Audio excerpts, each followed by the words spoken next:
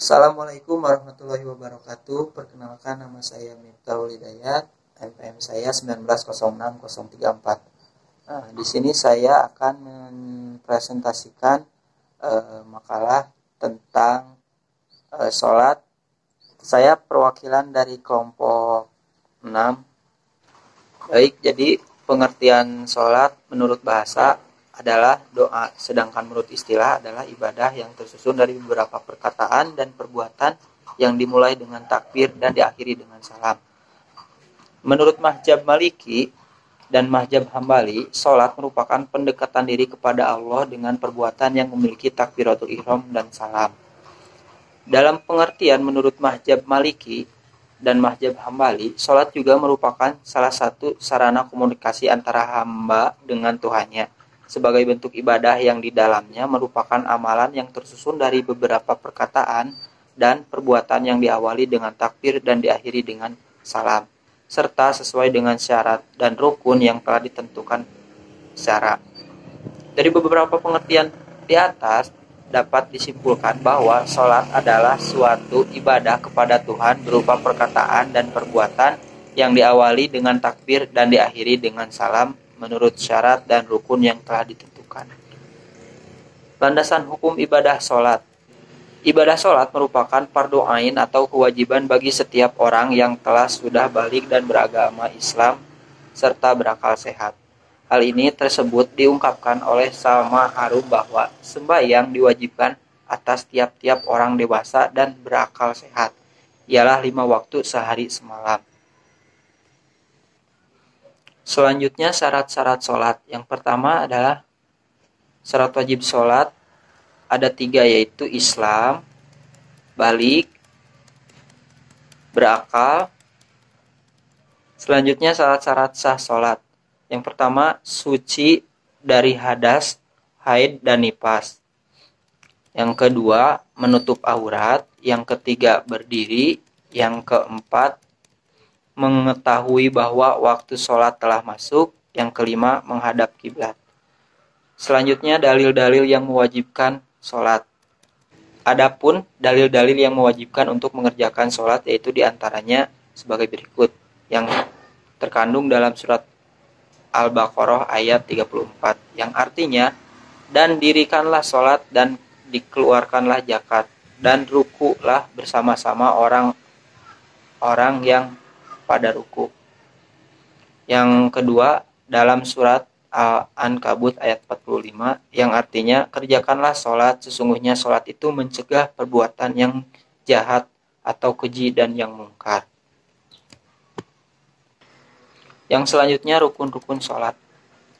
Yang pertama, mazhab Hanafi menyebutkan atau berpendapat bahwa rukun sholat ada 6 perkara, yaitu takbiratul ihram, berdiri, membaca ayat Al-Quran, ruku, sujud, duduk di akhir sholat selama tasyahud. Mazhab Hanafi memiliki pendapat atau pandangan mengenai wajib-wajib sholat yang berbeda dengan rukun-rukun sholat. Pengertian wajib menurut mazhab ini adalah segala hal yang ditetapkan dengan dalil yang mengandung kesamaran atau subhat. Hukum orang yang meninggalkan wajibnya sholat berdosa, namun sholatnya tidak batal dan harus menggantinya dengan sujud sahwi. Berbeda dengan mazhab Maliki yang menyebutkan dan berpendapat bahwa rukun-rukun sholat ada 14 perkara, yaitu niat, takbiratul ihram, berdiri ketika sholat fardu, membaca surat Al-Fatihah, membaca Al-Fatihah dengan berdiri, ruku, bangkit dari ruku, sujud, duduk di antara 2 sujud, salam, duduk ketika salam, tumaninah, i'tidal dari ruku dan sujud, tertib. Selanjutnya, hal-hal yang membatalkan sholat menurut 4 mazhab. Yang pertama, berbicara secara disengaja. Yang kedua, makan dan minum. Yang ketiga, banyak gerakan secara terus-menerus. Yang keempat, tidak menghadap kiblat. Yang kelima, tidak terlihat aurat secara sengaja. Yang selanjutnya, mengalami hadas kecil atau besar, tersentuh najis, tertawa, berubah niat, meninggalkan salah satu rukun sholat dengan sengaja, mutad mati, gila, atau hilang akal, mendahului imam ketika sholat berjamaah, terdapat air bagi orang yang sholatnya dengan tayamum, mengucapkan salam dengan sengaja.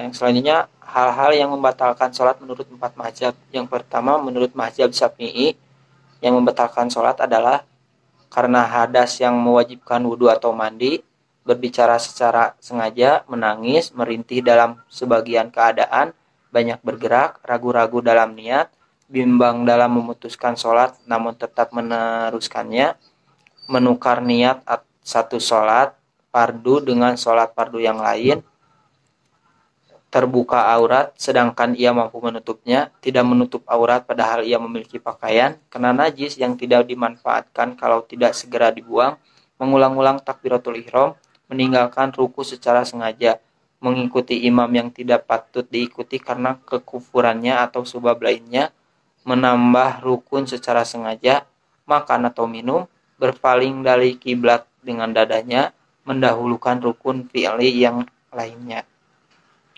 Menurut mazhab Maliki, yang membatalkan sholat adalah yang pertama, meninggalkan salah satu rukun dengan sengaja, menambah rukun dengan sengaja, menambah tasyud bukan pada tempatnya, tertawa terbahak-bahak, makan dan minum dengan sengaja, berbicara dengan sengaja, meniup dengan mulut secara sengaja, muntah dengan sengaja, terjadi sesuatu yang membatalkan wudhu, terbuka aurat, terkena najis, banyak bergerak, menambah rakaat, sujud sebelum salam, meninggalkan 3 sunnah dari sunnah-sunnah sholat karena lupa serta tidak melakukan sujud sahwi.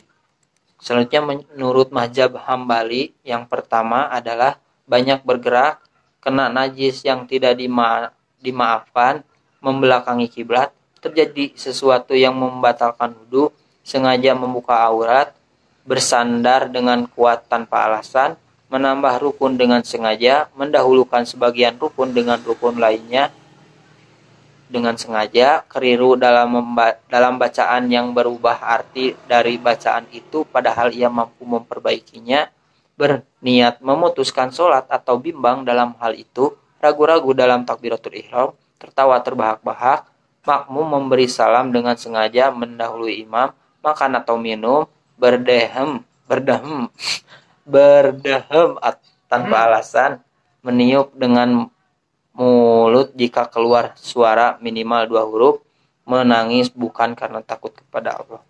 Selanjutnya menuju mazhab Hanafi, yang membatalkan sholat, yang pertama adalah berbicara dengan sengaja, lupa, tidak tahu hukumnya atau karena keliru. Yang selanjutnya membaca doa mirip dengan perkataan manusia, banyak bergerak, berdehem tanpa alasan atau menggerutu, merintih, mengaduh, menangis dan suara keras, membalas ucapan orang yang bersin, mengucap kalimat innalillahi ketika mendengar kabar buruk, mengucapkan kalimat alhamdulillah ketika mendengar kabar baik, mengucapkan kalimat subhanallah atau la ilaha illallah ketika heran. Orang yang sholat dengan bertayamum lalu mendapati air, terbit matahari ketika sedang sholat subuh, matahari tergelincir ketika sedang mengerjakan sholat id, jatuhnya pembalut luka yang belum sembuh, berhadas dengan sengaja. Assalamualaikum warahmatullahi wabarakatuh. Nama saya Jaka Muhammad Delani, NPM saya 1906006. Di sini saya akan melanjutkan materi dari Miftah, yaitu tentang sholat. Di sini saya akan melanjutkan dari bagian F, sunnah dan makruh dalam melakukan sholat menurut 4 mazhab. 1. Sunnah dalam melakukan sholat 4 mazhab. Yang pertama dari Imam Maliki. Yang pertama membaca surat setelah membaca surat Al-Fatihah. Yang kedua berdiri. Yang ketiga menegaskan bacaan pada sholat-sholat tertentu. 4. Mengecilkan suara pada sholat-sholat tertentu. Kelima bertakbir. Keenam tasmiyah. Ketujuh membaca syahadat. Keenam duduk ketika membaca syahadat. Yang kesembilan yaitu duduk di atas punggung telapak kaki dan di atas lutut dan mata kaki. 9. Makmum menjawab salam imam ketika sholat berjamaah. 10. Menegaskan suara ketika salam. 11. Tumaninah. Ini menurut Imam Syafi'i. Menurut Imam Syafi'i, sunnah salat sholat terbagi menjadi dua, yaitu sunnah abadah dan hayat. Sunnah abadah adalah sunnah yang apabila ditinggalkan maka diganti dengan sujud sahwi. Jumlah sunnah abadah bisa diketahui ada dua, yaitu kunut, tahiyah kedua pada salat. Namun bisa terperinci sunnah abadnya ada 20, yaitu kunut pada rakaat terakhir, 2 berdiri pada saat kunut, 3 membaca sholawat Nabi, 4 berdiri pada saat membaca sholawat Nabi, 5 membaca salam kepada Nabi setelahnya, 6 berdiri pada saat membaca, 7 membaca sholawat, 8 berdiri pada saat membaca, 9 membaca sholawat kepada para sahabat, 10 berdiri pada saat membacanya, 12 berdiri pada saat membacanya, 13 membaca kepada para sahabat, 14 berdiri pada saat membacanya, 15 tasyahu awal pada sholat yang 4 dan 3 rakaat. 16 duduk pada tasyahud. 17 membaca sholawat kepada Nabi saat tasyahud. 18 duduk ketika membacanya sholawat Nabi. 19 membaca sholawat kepada keluarga Nabi. Dan 20 yang terakhir duduk pada saat membacanya.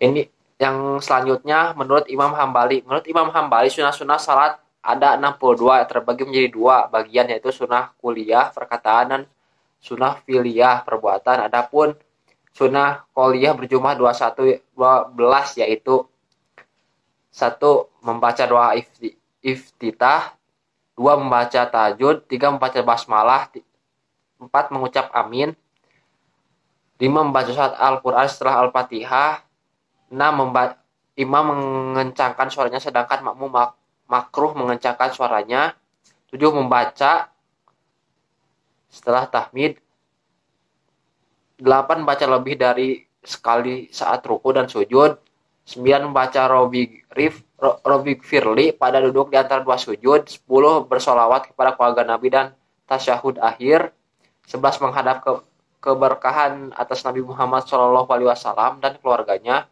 Yang terakhir membaca kunut pada setiap witir.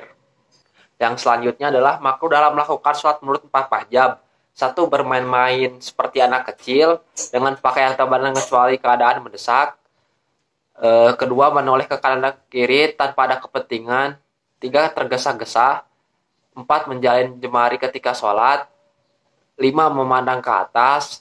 6 melihat sesuatu yang menyita perhatian. 7 menutup mulut dan menjulurkan selendang pada kedua pundak hingga kedua tangan tertutupi.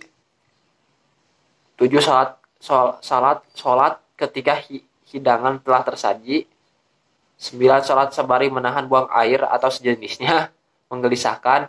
10 salat ketika saat mengantuk. 11 salat di tempat sampah, di tempat penyembelihan, di tengah jalan, di kamar mandi, di kandang unta dan sebagainya. Salatnya berada di belakang saf yang ada celah, kecuali ulama Hanabiyah. Menurut mereka jika seorang salat 1 rakaat penuh di belakang saf sendirian maka salatnya batal.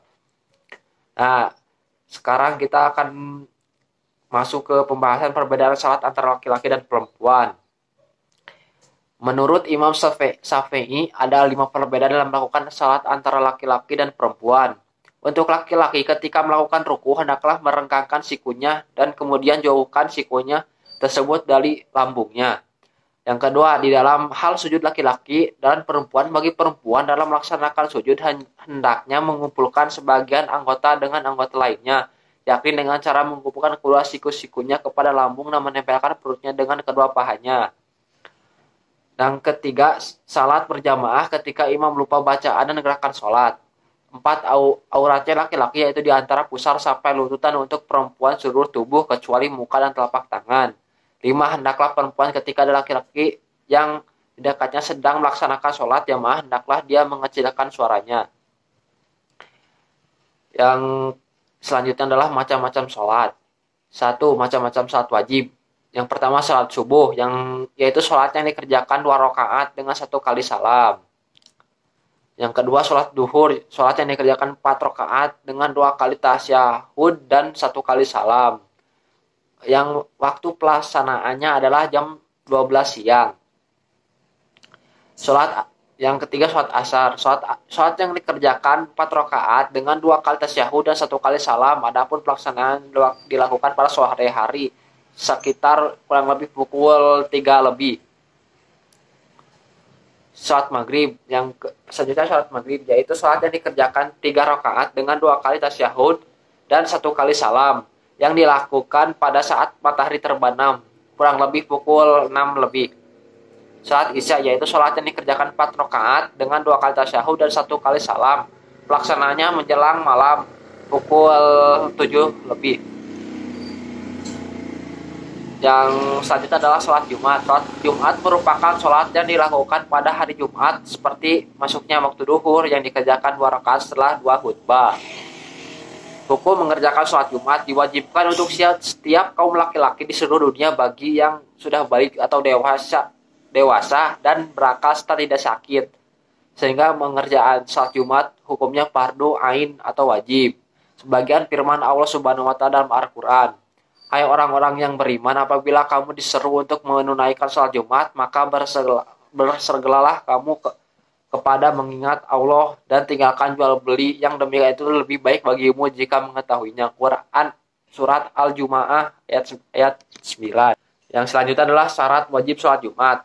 Yang pertama beragama Islam, 2 balik atau dewasa, 3 berakal atau tidak gila, 4 laki-laki. Bagi wanita tidak diwajibkan melaksanakan sholat Jumat. Merdeka bukan budak. 6 sehat, orang yang tidak sakit diwajibkan. Menetapkan bermukmin musafir, mereka yang sedang menempuh perjalanan yang jauh tidak diwajibkan. Yang selanjutnya adalah sunnah-sunnah sebelum sholat Jumat. 1. Disunahkan untuk mandi. Yang kedua memotong kuku serta mencukur kumis. 3. Memakai pakaian yang rapi serta bersih. Pakaian diutamakan yang berwarna putih. 4. Memakai wangi-wangian. 5. Masuk masjid dengan melangkahkan kaki kanan terlebih dahulu serta membaca doa masuk masjid. Yang keenam melaksanakan sholat sunnah tahiyatul masjid. 7. Beriktikaf serta membaca Al-Quran dan zikir. 8. Ketika khatib telah naik ke atas mimbar, hendaknya para jamaah sholat Jumat menghentikan zikir serta bacaan lainnya, yang kemudian mengenalkan khutbah dan tidak berbicara saat khatib berkhutbah. Yang selanjutnya adalah keutamaan sholat Jumat. Salat sunnah sebelum Jumat. Niat sholat sunnah qalbaliyah Jumat 2 rakaat. Niat sholat sunnah tabiyah Jumat 4 rakaat dengan 1 kali salam. Yang selanjutnya adalah cara sholat Jumat. Cara sholat Jumat masih sama halnya dengan mengerjakan sholat pada umumnya, yang dilalui dengan niat takbir serta diakhiri dengan 2 salam. Hanya saja cara sholat Jumat ini dilaksanakan setelah khatib selesai menyampaikan 2 khutbah, yang kemudian khatib turun di atas mimbar, lalu muadzin melaksanakan iqamah dan tanda sholat Jumat segera akan dikerjakan. Yang selanjutnya adalah zikir setelah sholat Jumat. Ketika telah selesai melaksanakan sholat Jumat, hendaknya kita baca zikir. Bacaan sebagai berikut: surat Al-Fatihah 7 kali, surat Al-Ikhlas 7 kali, surat Al-Anas 7 kali, surat Al-Falaq 7 kali. Zikir tersebut dijelaskan dalam sebuah hadis yang dikutip dari kitab Imam Manawi.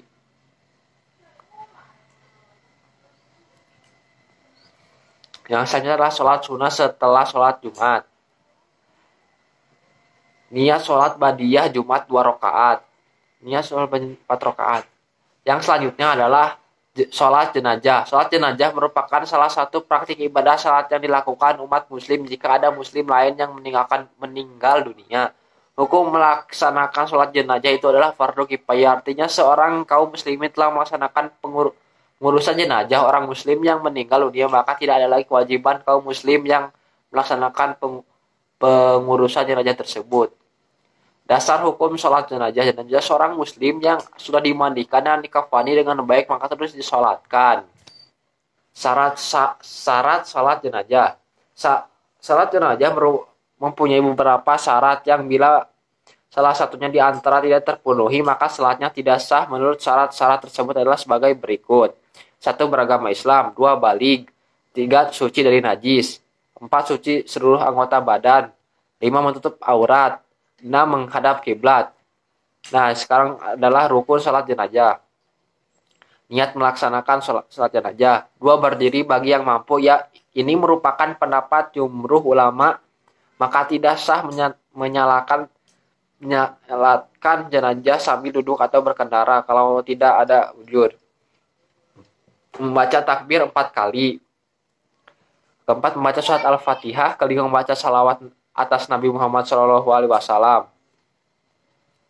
6. Mendoakan jenazah dilanjutkan dengan takbir keempat. 7. Membaca doa setelah takbir keempat. 8. Mengucapkan salam.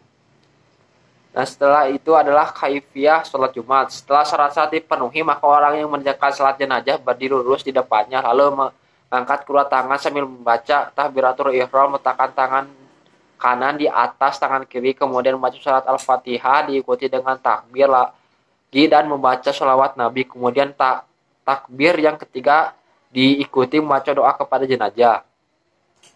1. Apabila jenazah ada di depan tempat sholat, letakkan jenazah orang yang menyalatkan atau di depan imam jika berjamaah dan kepada jenazah sebelah utara. Yang kedua, apabila jenazah ada di tempat yang jauh, seorang boleh menyalatkan jenazah yang berada di tempat yang jauh yang disebut dengan salat gaib. Yang ketiga, apabila jenazah telah dikubur, menyalatkan jenazah di atas kuburan hukumnya mubah walaupun ia telah disalatkan sebelum dikubur. Yang selanjutnya adalah materi macam-macam sholat sunnah. Sholat sunnah tahajud adalah sholat yang dikerjakan pada waktu tengah malam antara sholat isya dan sholat subuh setelah bangun tidur. Yang kedua, sholat duha. Sholat sunnah yang dilakukan pada pagi hari antara pukul 7 hingga 10 waktu setempat. Yang selanjutnya adalah sholat sunnah istikharah. Adalah sholat yang bertujuan untuk mendapatkan petunjuk dari Allah Subhanahu wa Ta'ala dalam menentukan pilihan hidup baik yang terdiri dari 2 hal, perkara maupun lebih dari 2. Yang selanjutnya adalah sunnah tasbih. Sholat yang bertujuan untuk memperbanyak memahasucikan Allah Subhanahu wa Ta'ala. Yang selanjutnya adalah sholat sunnah taubat. Sholat taubat ini adalah sholat 2 rakaat yang dikerjakan bagi orang yang ingin bertaubat, insaf menyesali perbuatan dosa yang telah dilakukan dengan bersumpah tidak akan melakukan serta mengulangi perbuatan dosa yang tersebut. Yang selanjutnya adalah sholat sunnah hajat. Adalah sholat agar hajat atau cita-citanya dikabulkan oleh Allah Subhanahu wa Ta'ala. Sholat hajat dikerjakan bersama dengan ikhtiar atau usaha untuk mencapai hajat-hajat atau cita-citanya. Yang selanjutnya adalah sholat sunnah safar. Sholat safar adalah sholat yang dilakukan oleh orang sebelum berpergian atau melakukan perjalanan selama tidak bertujuan untuk maksiat seperti pergi haji. Selanjutnya adalah sholat rawatib. Sholat rawatib dilakukan dengan setelah sholat fardu, yang sebelum sholat fardu tersebut sholat qobliyah dan setelah sholat fardu disebut sholat ba'diyah. Yang selanjutnya adalah sholat tarawih. Sholat tarawih yaitu sholat malam pada bulan Ramadan, hukumnya sunnah muakkad atau penting bagi laki-laki atau perempuan, boleh dikerjakan sendiri-sendiri atau boleh pula berjamaah. Sholat hari raya Idul Adha, yang telah diterangkan bahwa waktu sholat hari raya Idul Fitri adalah tanggal 1 Syawal mulai dari terbit matahari sampai tergelincir, akan tetapi jika diketahui sudah tergelincir matahari hari itu ada tanggal 1 Syawal. Salat 2 gerhana matahari. Kusuf adalah gerhana matahari, kusuf adalah gerhana bulan. Salat kusuf dan khusyuf hukumnya sunnah muakkad berdasarkan sabda Nabi. Sholat rawatib adalah sholat sunnah yang dikerjakan sebelum dan sudah sholat fardu. Nah, selanjutnya adalah tata cara mengerjakan sholat. Yang pertama niat, yang kedua takbiratul ihram, yang ketiga mengangkat kedua tangan sampai sejajar dengan 2 daun telinga, dan setelah itu atau mengangkat kedua tangan sejajar dengan kedua bahu. Yang ketiga iftitah, yang keempat ruku, yang keenam i'tidal, yang ketujuh sujud, yang kedelapan sujud sahwi, 9 sujud tilawah, 10 duduk di antara 2 sujud, ke-11 duduk tasyahud atau tahiyat awal, Yang 12 tasyahud atau tahiyat akhir. 13 baca salawat pada tasyahud akhir. Yang terakhir yaitu salam. Nah, setelah itu rukun-rukun dan pardu-pardu salat menurut 4 mazhab adalah sebagai berikut. Yang pertama, niat. Semua ulama mazhab sepakat bahwa mengungkapkan niat adalah kata-kata tidaklah diminta. 2. Takbiratul ihram. Salat tidak akan sempurna tanpa takbiratul ihram. Nama takbiratul ihram merasakan sabda Rasulullah Shallallahu Alaihi Wasallam, kunci salat adalah bersuci, dan yang mengharamkannya dari perbuatan sesuatu selain perbuatan salat adalah takbir, dan penghalangnya adalah salam. Setelah itu berdiri. Semua ulama mazhab sepakat bahwa berdiri dalam salat fardu itu diwajibkan. Dari membaca takbiratul ihram sampai ruku, posisi harus tegak. Jika tidak mampu duduk, ia boleh salat dengan posisi miring pada bagian kanan seperti letak orang yang meninggal di liang lahat. Dan jika tidak mampu miring ke kanan, maka menurut mazhab Syafi'i dan mazhab Hambali diperbolehkan sholat terlentang dan kepalanya menghadap ke arah kiblat. Mazhab Hanafi, jika sampai pada tingkat ini tetapi tidak mampu, maka gugurlah perintah sholat baginya. Hanya ia harus melaksanakan mengkodonya bila telah sembuh dan hilang sesuatu menghalanginya. Mazhab Maliki, bila sampai seperti ini maka gugur perintahnya. Mazhab Syafi'i dan mazhab Hambali, sholat itu tidaklah gugur dalam keadaan apapun, maka bila tidak mampu mengisyaratkan dengan kelopak mata, kedipkan mata. Yang keempat, bacaan. Mazhab Hanafi membaca Al-Fatihah dalam salat fardu tidak diharuskan, membaca bacaan apa saja Al-Quran itu boleh. Mazhab Syafi'i, baca Al-Fatihah adalah wajib pada setiap rakaat dan tidak ada bedanya baik pada 2 rakaat pertama maupun 2 rakaat terakhir. Mazhab Maliki, baca Al-Fatihah itu harus pada setiap rakaat, tidak ada bedanya baik rakaat-rakaat pertama maupun rakaat-rakaat akhir. Mazhab Hambali harus wajib membaca Al-Fatihah pada setiap rakaat setelah disunahkan membaca Al-Quran pada 2 rakaat yang pertama. 4. Mazhab menyatakan dan berpendapat bahwa bila membaca amin termasuk hal yang sunnah berdasarkan hadis Abu Hurairah bahwa Rasulullah Shallallahu Alaihi Wasallam bersabda, kalau ingin mengucapkan gairil muwajib al-hayhim walazimi, maka kalian harus mengucapkan amin. Yang kelima, ruku. Semua ulama mazhab sepakat bahwa ruku merupakan hal yang wajib dalam sholat. Mazhab Hanafi, hal yang harus diwajibkan hanya semata-mata membungkukkan badan dengan lurus. Mazhab yang lain yaitu harus wajib membungkuk sampai 2 telapak tangan, yang sholat itu berada pada 2 lututnya. Yang keenam, sujud. Para ulama mazhab sepakat bahwa sujud itu wajib dilakukan 2 kali pada setiap rakaatnya. Mazhab Maliki, mazhab Syafi'i dan mazhab Hanafi berpendapat bahwa mewajibkan menempelkan dahi sedangkan lainnya adalah sunnah. Sedangkan mazhab Hambali wajibkan 1 anggota yang 7 seperti dahi, telapak tangan, dan kedua lutut dan ibu jari 2 kaki harus menempel secara sempurna. 7. Tahiyat. Tahiyat dalam salat terbagi menjadi 2 bagian. Yang pertama adalah tahiyat yang dilakukan setelah 2 rakaat pertama salat maghrib, isya, dan asar, dan dilakukan dengan salam. Kemudian tahiyat yang kedua diakhiri dengan salam baik pada salat 2 rakaat, 3 rakaat, atau 4 rakaat. Mazhab Hambali dan mazhab Syafi'i, tahiyat pertama wajib. Mazhab yang lain seperti mazhab Maliki dan mazhab Hanafi hanya sunnah.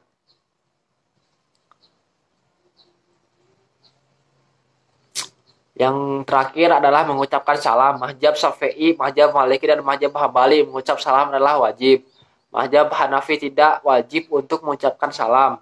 Menurut keempat mazhab, kalimatnya sama, yaitu Assalamualaikum warahmatullahi, artinya semoga kesejahteraan dan rahmat Allah tercurahkan kepada kalian. Mazhab Hambali diwajibkan untuk mengucapkan salam 2 kali, sedangkan yang lain hanya mengucapkannya 1 kali saja. Yang wajib didahulukan dari ruku, dan ruku didahulukan dari sujud berikut gitu selanjutnya. Sekian dari kelompok 6. Mohon maaf jika ada kesalahan perkataan dari saya. Saya dari kelompok 6 mohon pamit. Wassalamualaikum warahmatullahi wabarakatuh.